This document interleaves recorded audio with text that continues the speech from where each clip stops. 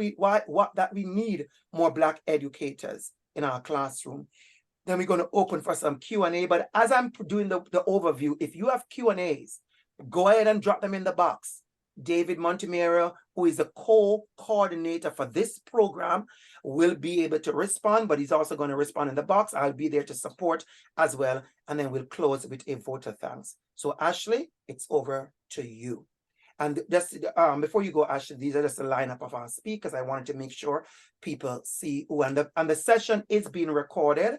And so if you are from a high school, you're from a college, you're from a university, you're from an undergrad program, and you are like, oh, I wish the persons who you know want to be here were here, you can just let them know that it's recorded and the recording will be posted. But the same session, this very session with some other dynamic speakers, will also be repeated on Saturday morning at 10 o'clock. And I did it specifically to have a week evening and a weekend morning. So we're going to have that. Ashley. We wish to acknowledge this land on which the University of Toronto operates. For thousands of years, it has been the traditional land of the Huron-Wendat, the Seneca, and the Mississaugas of the Credit. Today, this meeting place is still the home to many Indigenous people from across Turtle Island, and we are grateful to have the opportunity to work on this land. Thank you so much. Thank you so much. Thank you so much. And Ashley is one of our present MT student, and also is the lead for the Master of Teacher Black Education Association. So thank you so much, Ashley, for your leadership in this space and your voice. We're going to move on to the ancestral land, the ancestral acknowledgement, and we call on one of our past graduate, Andre Ariat, to go ahead. Go ahead, Andre. We acknowledge the Indigenous Africans who were forcefully removed from their native lands and dispersed across the New World.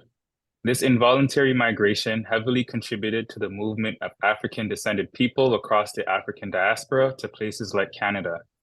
As students and learners, we deem it highly necessary to think deeper and examine the processes that led to the dispossession of Indigenous peoples on this land and settler colonialism. Stolen people on stolen land. In entering a conversation about anti-Black racism, it is important to center the humanity of Black children and Black families and to examine systems such as the education system that act upon them. Source, Natasha Henry, who is the president of the Ontario Black History Society, an educational consultant and historian. Thank you so much. Thank you so much. Thank you so much. We're going to move right along. And at this time, we are going to welcome our program director and associate professor to bring welcome and to bring some greetings. And that will be Leslie Stewart-Rose. Leslie, it's over to you. Thank you, Andrew. I'm going to apologize in advance. I forgot at night these lights in this office randomly turn off. So if I go in the dark, it's just some lack of motion. It's my absolute pleasure to see you here today and to be a part of tonight, so that we can learn more about the Black Future Educator Pathway. I'm director of the program and coordinating along with Andrew and David some of the work here that we're doing. And DR.ABC has asked me to provide some context for BFEP by telling you a little bit about those intentional ways, Andrew, as you say, that we are taking concrete action for the continued development and implementation of what we call our MT Equity Work Plan. It's continuous, it's multifaceted, it's an approach of collection, data collection, of planning, of action, of reflection, of repeating to improve. The Black Future Educator Pathway is one result of that equity work. As you can imagine, we at the university love data, so we're interested in tracking who applies, who comes to the MT, what are the experiences that folks have in the program. We know that Black folks are underrepresented, and we're committed to the continued work to increase that representation. We know the experience of being racial and a racialized minority in the teacher education program. And the team here tonight is going to tell you a bit about the courses and practicum opportunities that are available for Black teacher candidates through BFEP. We have regular instructor meetings to develop our curriculum, and we're focused on creating a community of inclusion for all teacher candidates, but with a focus in BFEP that we're also intentionally building a community of belonging and thriving for our Black teacher candidates. So we're thinking about teacher candidates' experiences from recruitment to admissions through the 2-year program, during practicum, and after graduation in schools and as alumni. As I said before, the equity work plan is multifaceted and continuous, but I want to say that this year is particularly exciting as BFEP has expanded, has more resources to support application processes, experiences, and learning in the program. Though every year we deepen and expand the work, I really do feel that this year is a special year.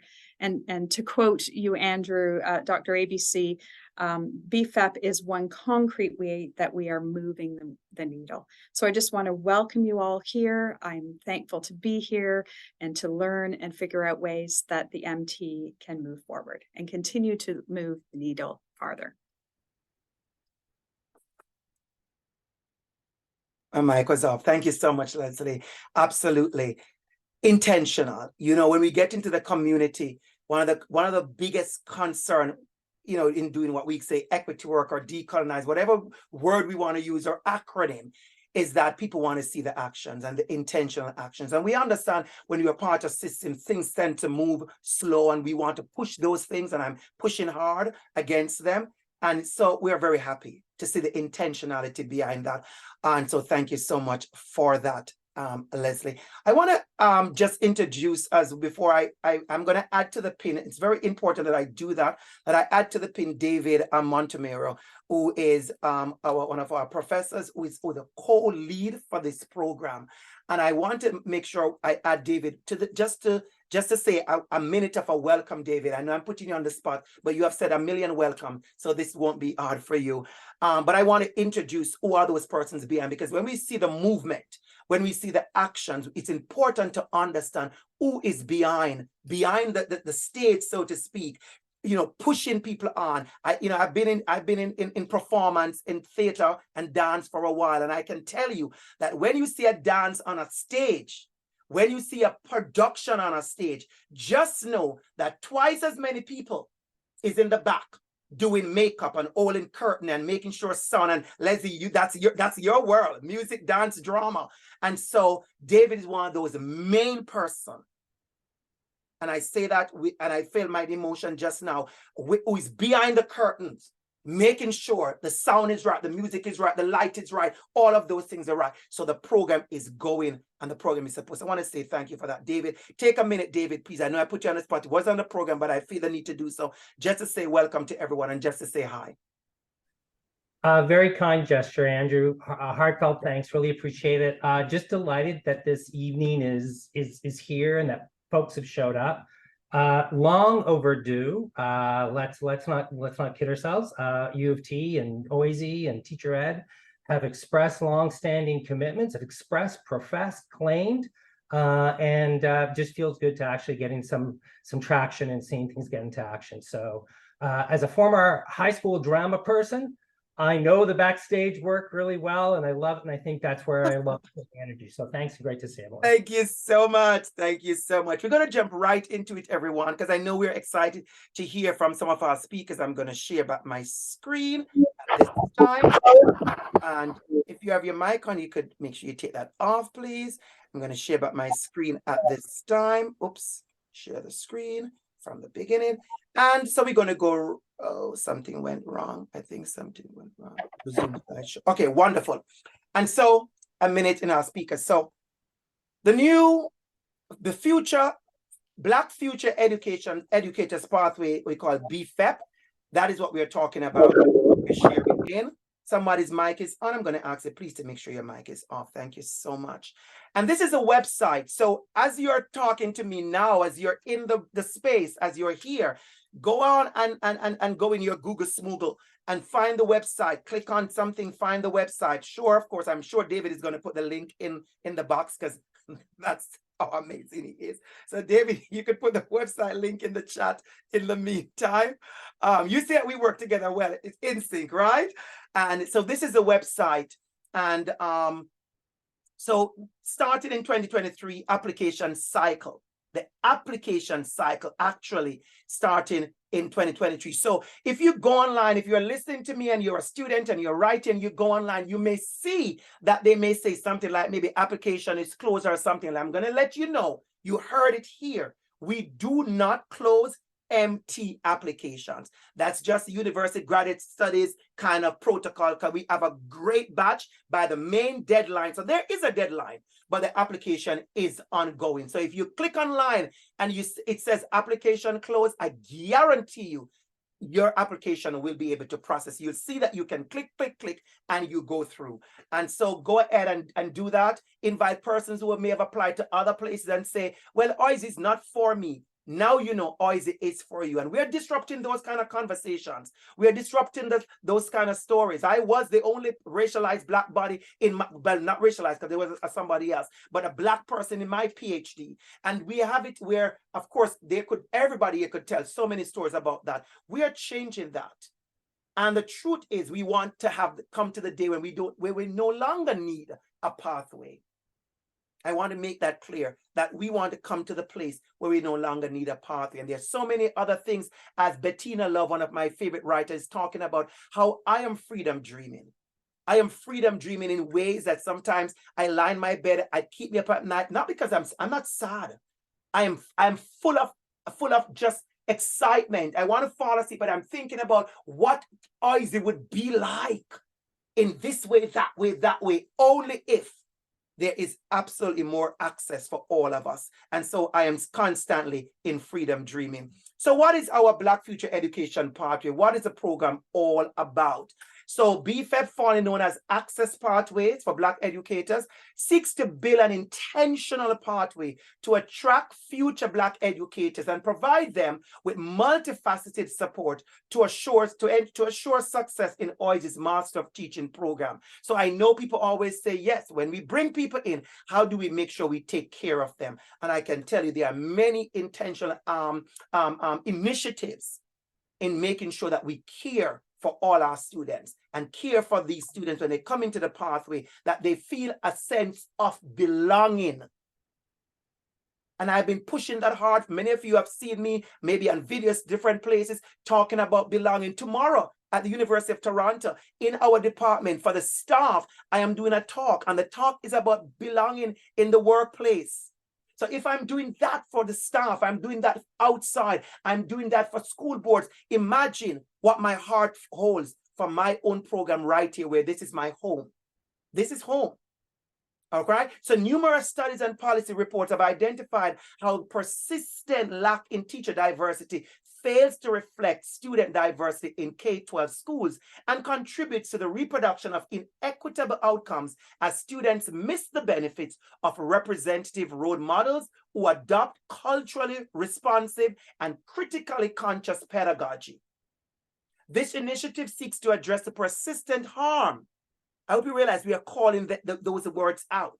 I hope you realize they are not cloaked in any fancy word. We have the persistent harm identified in the University of Toronto's Anti-Black Racism Task Force report 2021 and aligns with the commitments to equity, diversity, and accessibility in OISE's academic plan 2017-2022 and the Master of Teaching Race and Inclusion report, the metric. And so the intent. We intend to disrupt the reproduction of inequitable outcomes, as we said before, address the Master of Teaching Race Inclusion report, build an intentional, there's a word again, Leslie, build an intentional pathway to attract and support, take note of that, to attract and support future Black educators and to disrupt the reproduction of inequitable outcomes as students miss the benefit of those representation. So what happens when you go on the website? So there's many stuff to see on the website. Some of you are already on it. And there's a fabulous frequently asked questions section. Absolutely. And guess what? It's being developed. So if you have a question at the end of this evening, we are looking at the kind of questions people are having. And if you didn't get to ask your question, and you can send me an email as well. We're going to make sure if those questions are pertinent, we can add them as well to our frequently asked question, because we want to make sure that our future applicants get the information that they need. So empty application process, like any other institution, it's a whole situation. And I remember applying for university myself and college and those things. It is a process, and we understand. So the first part in that process is you identify your division. And there's information on the website about that. Whether you want to teach in an elementary school, PJ, K to 6, you want to teach in an elementary or a middle school, JI, junior intermediate, grades 4 to 10. I'm sure you have already sensed the overlap. Or you want to be an high school teacher, grades 7 to 12. And then we talk about your teachables. But as we go along, you'll get to realize that as educators, there's such a wide range for you to develop. And I'm speaking to specifically to the young Black people in the room who are saying, Dr. ABC, I have this dream. And is there space for me in teaching? And I'm going to tell you yes. This is not on my script, but I always follow my energy. I always follow when I feel my ancestors tapping me on the shoulder. I want to let you know that when I was maybe in some of your position, all I want to be was a teacher. Because all I knew was that a teacher. Nobody told me about curriculum specialists. Nobody told me about student liaison. Nobody tell me that there was a principal, the vice principal, the senior teacher, the senior master. Nobody tell me that there was an instructor outside of out in evening school. Nobody tell me I could be an online instructor. I could be a lecturer at a college, a professor. Nobody telling me all of those things. I have had so many titles in education. So I want to say to persons who feel like, oh, well, I'm going to be a grade 2 teacher all my life. Absolutely not, if you don't choose to do that. But if you choose to be a grade 2 teacher all your life, that is fabulous. Because I've always said to people, when they threaten me like, oh, you may just lose your job, I said to them, have you ever seen me teach grade 1? I am a star in grade 1. And that comes from the joy of what doing what I love to do. And so I want you to know that this teaching process, this world of education, has a lot of upward mobility. You heard from David, Professor David Montemera. You have to remember, David was a high school teacher. You heard from Leslie. Leslie was a high school teacher. You see, you're going to hear from Trina in a bit, who was a teacher in our program last year, and now is at central office just doing the most, right? So I want you to freedom dream, young people, as you're listening to it, and tell others that this is an amazing profession. And I have to say to you, the salary for volunteer teachers is also not very bad at all. Yes, I did say that. Yeah. Yes, I did say that. We can live our best life and do a little, every now and then do a little vacation with the money, right? So as you get into the application process, think about that. Provide your personal and your professional and your contact information. Get together, you provide your academic history. Transcript is going to be needed. Your English language proficiency, if it is required. For many people, it is not going to be required.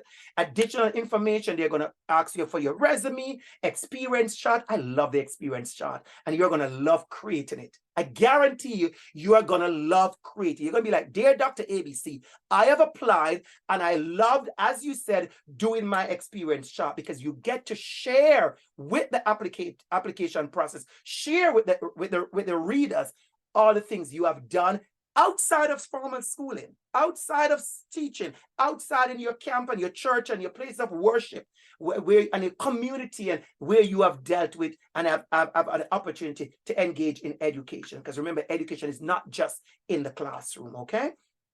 And then my favorite part of the application, number 6.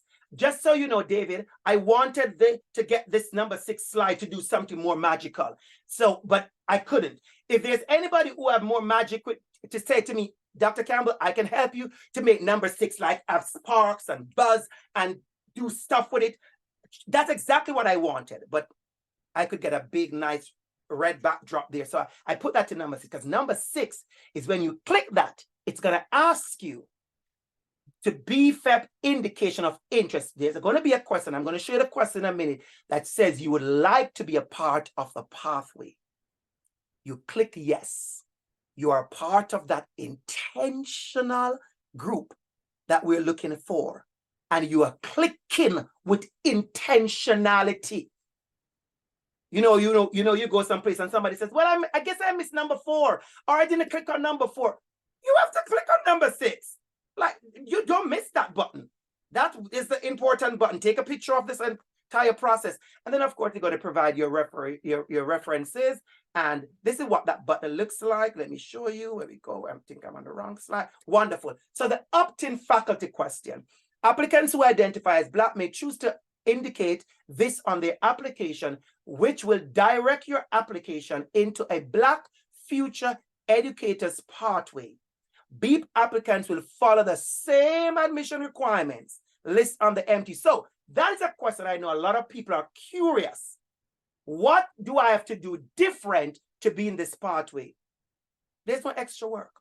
We know when we get these pathways, sometimes there's an extra stuff. There's no extra stuff. You showing up is enough. You pressing that button and continuing with your application with every other thing. There's nothing listed. Everybody does a resume. Everyone does an experience chart. Everybody does a professional and academic reference. Everyone has a transcript. Everybody give their information. Nothing extra. So we want you to know there's no burden to the process. We are lightening the process. I remember this year, Trina, how many times I had to speak about at a Black History Month event, and I talk about cultivating, protecting, and sustaining Black excellence. And I cannot tell you the number of times someone Black would pull me aside and says, Dr. ABC, is Black excellence something I have to do or something else I have to do to attain to it? And I have to remind them, absolutely not. Just as you are Black excellence. That is what colonization has done to us. Will make us feel like we always have to measure up or level up to something else. So this is a space to say to you, welcome, Black excellence. Step right in. Oh, I feel my energy just now. And I feel you, Trina, holding me in love. I felt it. I received it. I could feel that your love just come across to the board for all of us. Thank you. And so there are some of our students. As we do orientation, you're going to love it. They're the part of our social group because we have to keep community. And so we have a Master of Teaching Black Students Association. These are some of our alumni. Ashley is here, but Antonia will be speaking Saturday morning. AJ will be speaking Saturday morning. And I think Bethel answered me as well, so she's going to show up on Saturday morning. And these people are teaching. AJ is teaching. Antonia is in the classroom. Bethel is in her PhD. Ashley is in year 2. And we are fanning the continued flames of excellence with all our students. And remember, excellence looks different for different people. And so we want to make sure you understand that there is a place for you here to just show off your excellence in whatever way you are and whatever you come with. Quickly, these are some of our specific courses. So like any other pathway, and if you look at law in the law degree and the Dalai Lama School of their Masters in Public Health, and you look at the any other pathway, there's always some very specific thing to make sure we are giving you what you need. And in this pathway, we have 3 specific courses that are going to be elective as well. I teach this one, special topics in teaching, Black educator, identity and practice.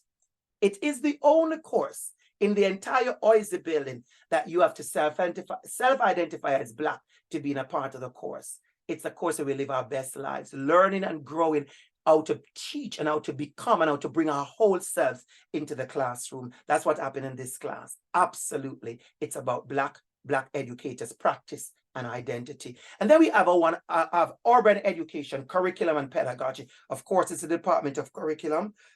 Very, very good course. Normally a full course in the spring. It's going to be offered again. I'll teach this course in the spring. I've already a bunch of people write to me to say, Dr. Campbell, I need a space. And I turn nobody back. So last semester, we had about 27 persons in this class, a full class. It's open to all our students.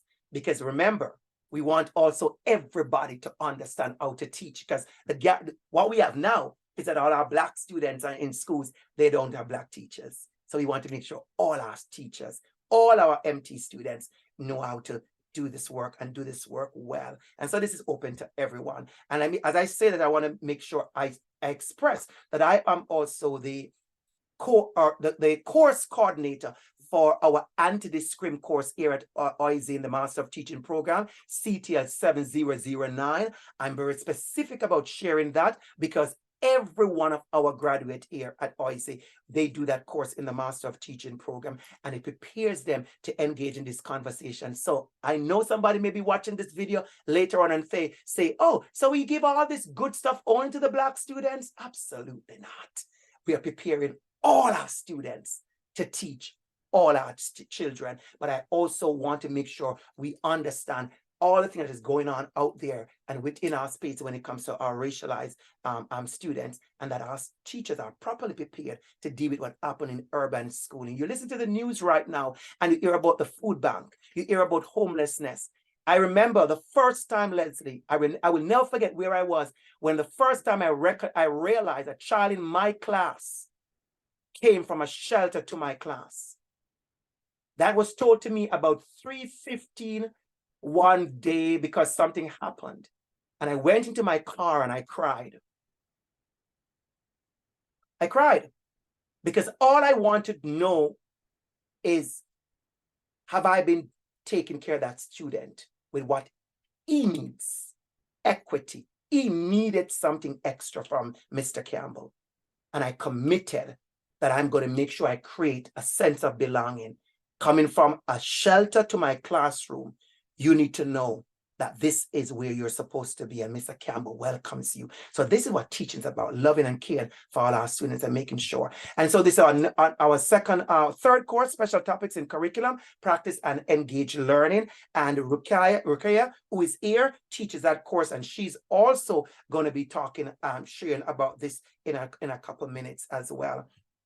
And so this is, and then of course the practicum is school-based. That's where Trina and many other persons came in, and they come in where when we put you in schools, we place you in what we call intentional practicum, that word again, and we pair you with a Black educator in many circumstances for you to learn from and learn with.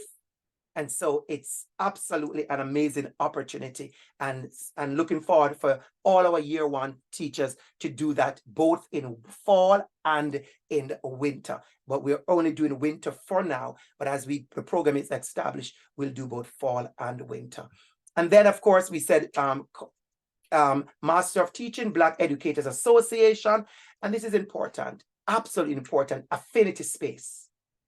Affinity space. I cannot tell you the number. It sounds like it's so mundane. It sounds like it's so expected. It sounds like it's so regular, but we know it's not. And when our students come to OISE and they go to the Center for Black Studies in Education, and they go and they hear that we have a Black MTBA, and they show up in space and see affinity space and see community, it warms their heart, but it allows them to feel a deeper sense of belonging.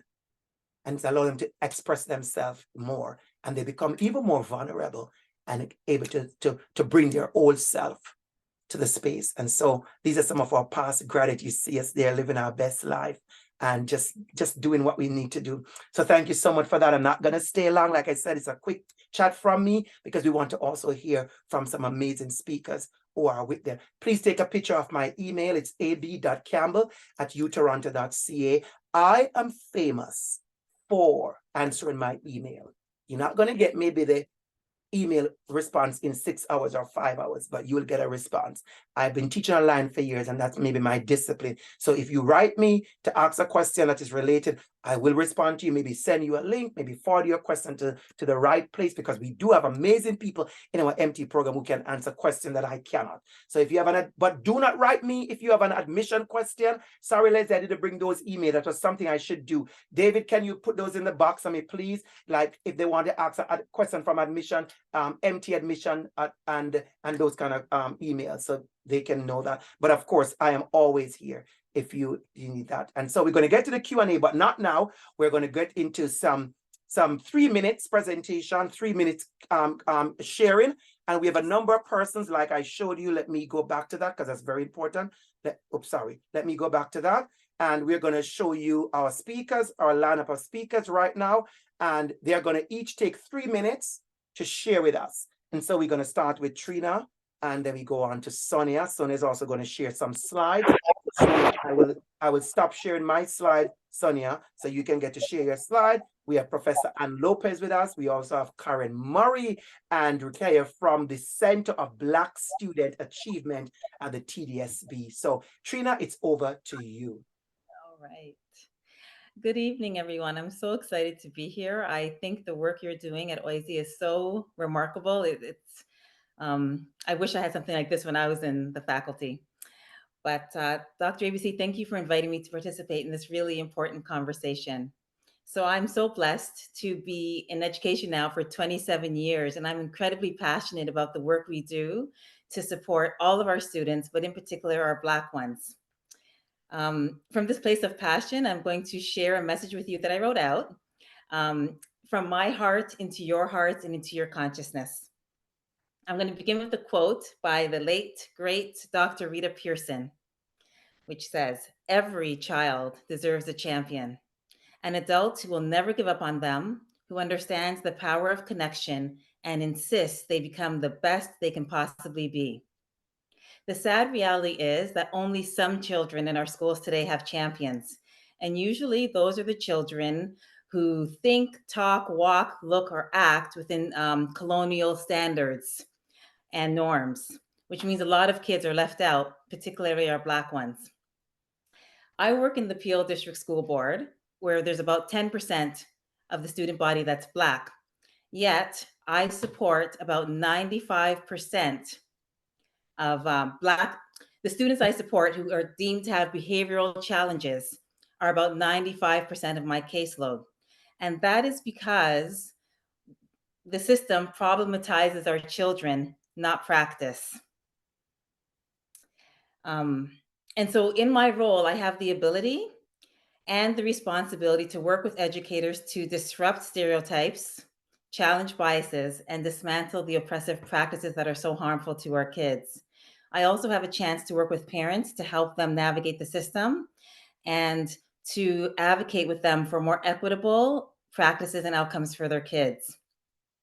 So the harsh reality of labeling and marginalizing the Black students reinforces the need for more Black educators. But that need is also reinforced every single time I walk into a building. When I walk into a school and little Black girls see me, they stare, they smile, their faces light up. They check me out from head to toe. I smile at them and we have this connection. I tell them about their skin and their hair and their eyes and their outfits. And it's an exchange of love. And my heart is so filled with joy. But my heart also breaks because it should not be so extraordinary for them to see a reflection of themselves in their buildings. And I think to myself, what if they had more Black teachers, librarians, guidance counselors, principal? How impactful will that be? My own daughter, who's in grade 8 right now, has a Black principal and a Black guidance counselor. And I just want to take a minute to tell you the difference this has made in her life. So she's in grade 8. She's always excelled in school. And we were talking about her high school options. And I encouraged her to apply for what we call the regional program in Peel, which is a little bit of an elite program like Sci-Tech or IB. And my daughter wasn't particularly interested. But her guidance counselor and principal took every single Black child in grade 8 to this regional program so that they could see themselves, see possibilities for themselves. Beyond that, the guidance counselor pulled my daughter out of class and said, Chase, we know you are excellent. We believe in you. And you know what? We are going to help you fill out this application for the SciTech program. And my daughter has agreed, not because of the influence of her mother, but because of the influence of her two teachers who believed in her and have believed in her. So the impact of Black educators on our youth is so profound. If teaching is indeed your calling, am I going to sit here and tell you that it's going to be easy? No. But can I promise you that it's going to fill your heart with passion and purpose? 1,000 times yes. I'm so excited to see more and more of you embark on this most amazing career, because it means to me that one day each and every Black child will have an educator who will look at them and say, I see you. I believe in you. I value you. You belong. You are safe. It doesn't matter what you do. It doesn't matter what you say and the mistakes you're going to make. I'm going to be here with you, and you will succeed. Every child, and certainly every Black child, deserves a champion. So I want to thank all of you here today who are answering the call.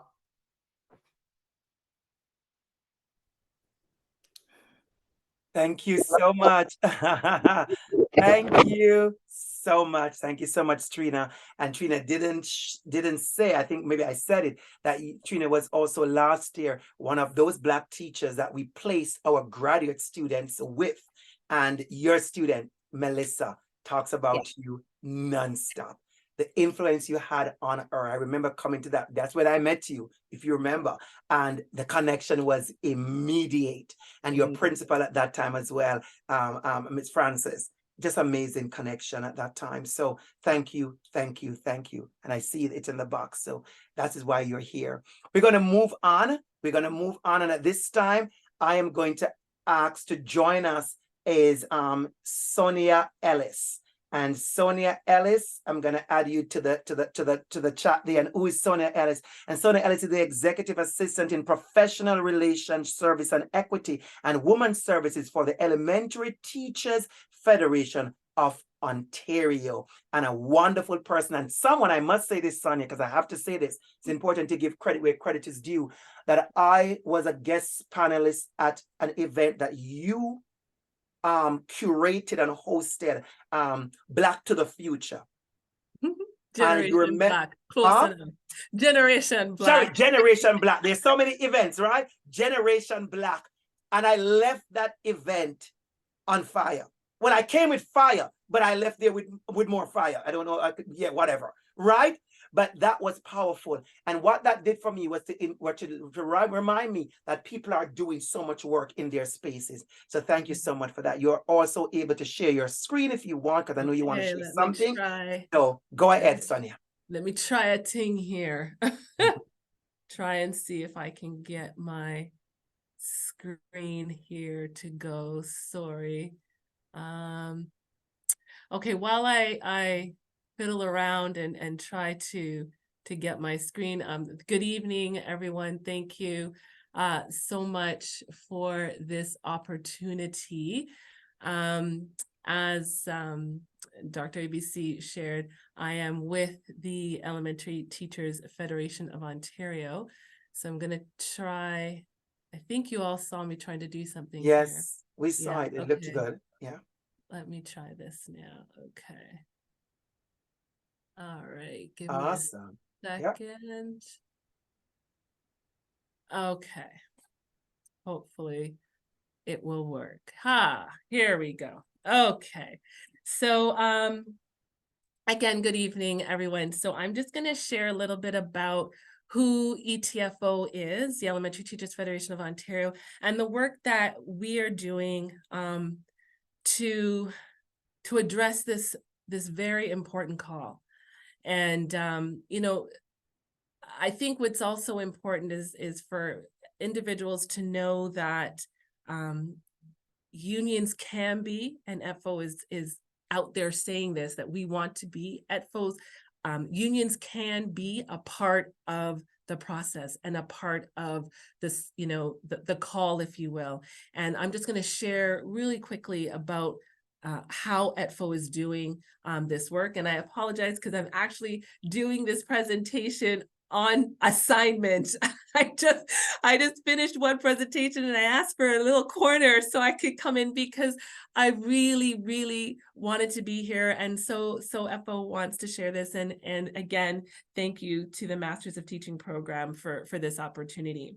So ETFO represents approximately 83,000 members in the public elementary schools. They represent teachers, education support personnel, professional support personnel, designated early childhood educators, and occasional teachers. And ETFO provides the protective and professional services for members and promotes equity and social justice. ETFO protects and defends the bargaining rights for its members, and it's also the largest teacher union in Canada.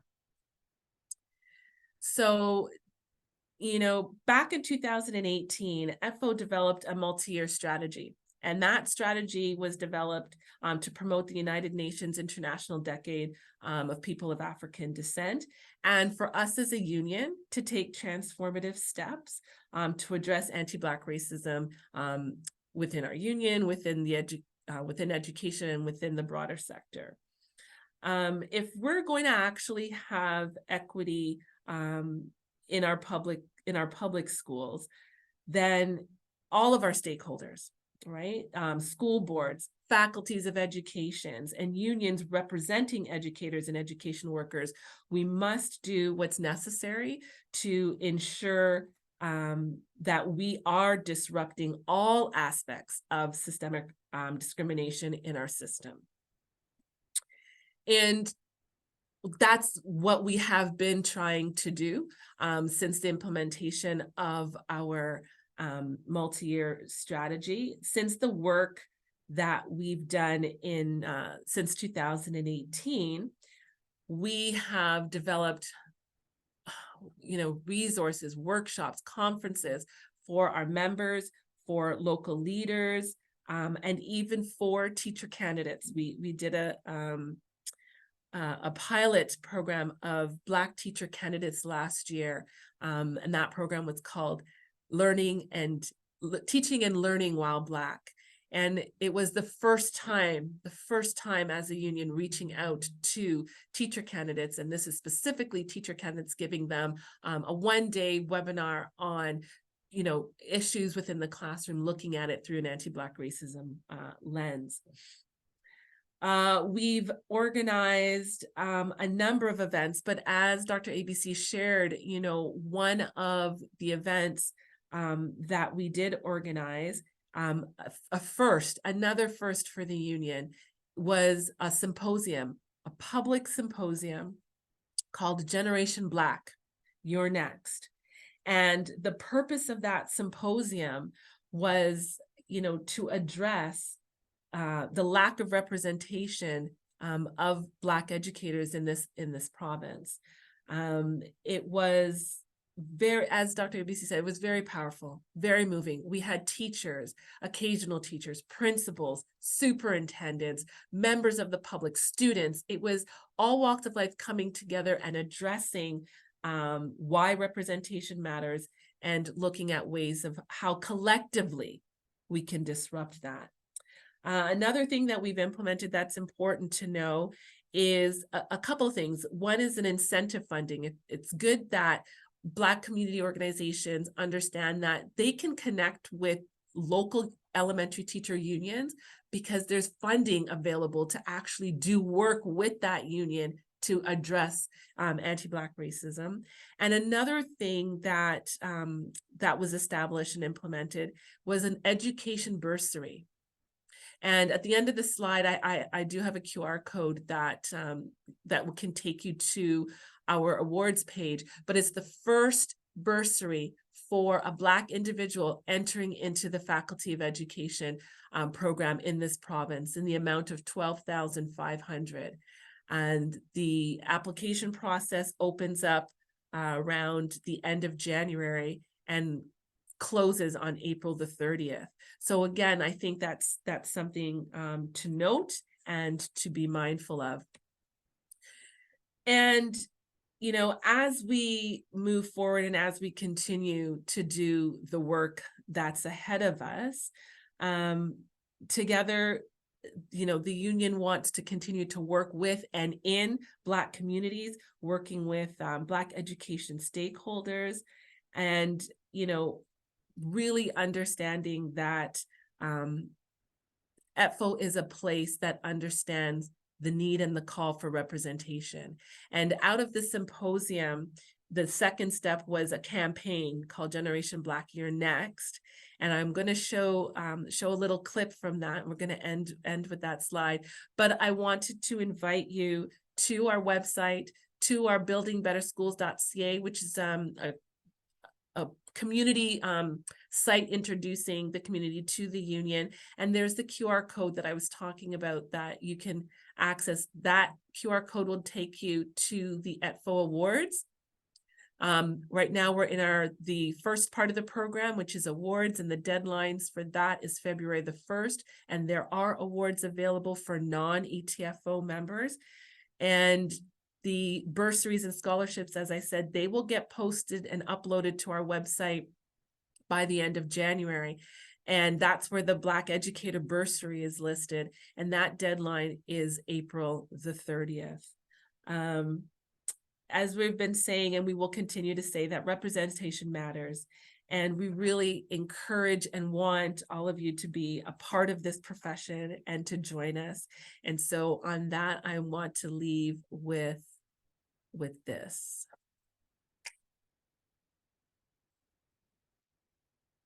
My name is Flo Bury, and I'm a French immersion kindergarten teacher. I became a teacher because representation matters. My first day of Teachers College, this was the first time I had a Black educator. It was a powerful moment because for the first time I saw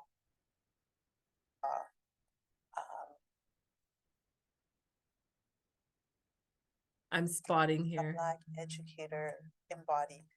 If you are a young Black Well, there's my video. I'm hot spotting, so. person and you are considering becoming a teacher, I would say jump in. Yeah. Do. The Thank more you. we have, it's the more representation there is. Powerful. Thank you. Thank you so much, Sonia. Powerful. Thank you. And it's intentional that we bring in our partners because we want you to realize what's going to happen. So thank you so much, Sonia. It's an absolute pleasure. Now I know you have to run back to your session. And that's the kind of dedication that people in our community is showing up for Black students. So thank you so much. We are really, really pressed for time, and I do not want any of our future students to leave here without having their questions answered. So we have 2 more speakers. So we are very good for our 3 minutes, please. And make it be very, very intentional. And we are going to turn over to our next speaker, who is the amazing Karen Murray, and the TDSB System Superintendent of Equity, Anti-Oppressive and Early Years, and also responsible for the Center of Excellence for Black Student Achievement. Karen Murray, please take the mic. Well, thank you very much, and good evening, everyone.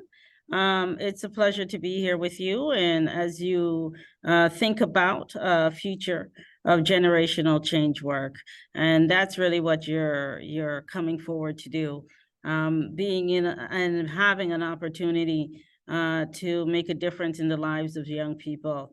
At the Center of Excellence for Black Student Achievement in TDSB, we're the first of its kind. Actually in North America, and we're proud of that. So I always give a little clap when I say that. But one of the things our mandate speaks to is responding to students, and students talk about all the time they want representation. And if you know about the research, and you can look it up, and it's, you know, Harvard University have it, Johns Hopkins, it talks about how a child only needs 1 Black teacher in their entire career in education, starting from grade 3, to be able to move in a pathway into post-secondary education. one. So that means this evening, one of you could be that person to make a difference in the lives of children. We are proud to be able to work in partnership with OISE with this program. You have an opportunity, if you join us, to be part of the affinity space called the Center of Excellence for Black Student Achievement. Will you have an opportunity to be with us, hang out with us, come to our sessions, engage in our work? And we've worked with many of the people who you saw on the screen. So I just want to take this moment just to give you an open invitation. If you come forward, and we do it through this program here, this Master of Teacher Experience at OISE, or if you just want to come by and see what the possibilities look like for change. Andre works with us intimately in the summer, and he could tell you the joy that we see when we have over 100 students with us, thinking about their hopes and dreams. So looking forward, we will be in contact and in connection. I work closely with Andrew and David, and to a future not yet written, but to be written. So back to you. Absolutely. Karen, I wanted to stop and pause. I know we are pressing for time, but I want to take 15 seconds, pause and say thank you. And say thank you for the work that you do and the way you show up, you and your team intentionally. I want to say thank you. My class, my entire class, not just the Black students, my entire class is going on a field trip the 23rd of January to the center. And Karen and her team is coming online to my urban pedagogy class in May. So when we say community, when we say connection, it's not pretense. It's not performance. Long before this was planned, Karen and I, we met, we planned a field trip. So I'll be showing up at the Black Center on the 23rd with my 30, well, not 30, 60 something students. It may be 90, Karen. I'll talk to you later about that. It may be 90. Oh yeah, we need more space at the center. I'll tell you why it may be 90. I'm bringing another faculty member who actually is in the room with us. And I'm going to invite her and our peeps to join us as well. It's going to be amazing. And then you are coming in my class in urban pedagogy to share. And that is what it is absolutely about. All right. So our final speaker that we're going to— I love how you did that just now. Before you move on, I just want you to know publicly. I see how you just did that. All right. We can move on, but know that I see you, Dr. ABC. I love you. We're going to move right along, and we're going to invite to speak. The final speaker that we're going to go jump right into our question and answer is one of our amazing person from the center as well, but also is one of our instructor here at OISE as well, and who teaches one of our electives, and that is Rukia Mohammed. Rukia, it's over to you, please. You know, it's so funny because, Andrew, I felt like you were going to add a little 1-2 to it too. I'm like, I don't think this man's going to just stick with the 30. I think there's going to be something else to it. And of course, right at the very end, you dropped that. I'm going to keep it really short and sweet. I think for me, I didn't have a Black educator until my 3rd year university in my undergraduate program. And at that point, we talk about representation being important, but representation leading to transformation is important. Being able to see who you are, really engage in the conversations with colleagues, with students, with community members, validating the experiences, that's representation leading to transformation. Just being there is great, but what do you do with that presence? And how do you support the learning, the well-being, and growth of young scholars, young community members, young activists, that in itself going from community and care before the curriculum piece. Andrew talked earlier about the 3 courses, and one of the courses, the course that I teach is the CTL 5701 is community engaged learning.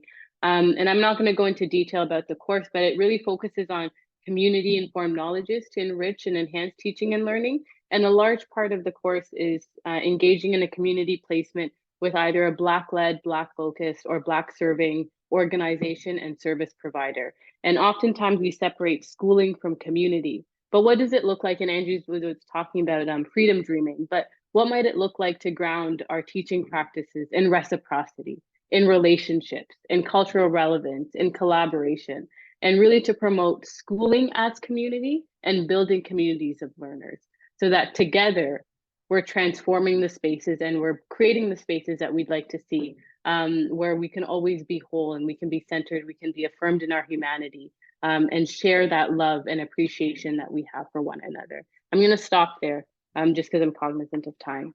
Thank you so much. So at this time, I'm going to close the official recording because we don't want our students to feel like they need to ask questions and be recorded. So I'm going to close the official recording and we're going to open for some Q&A for all our future educators who are here. Our parents are here as well. I see community leaders here as well. I see you, I know you, and I see you here as well. And so I'm just excited. So we're going to stop the recording at this time.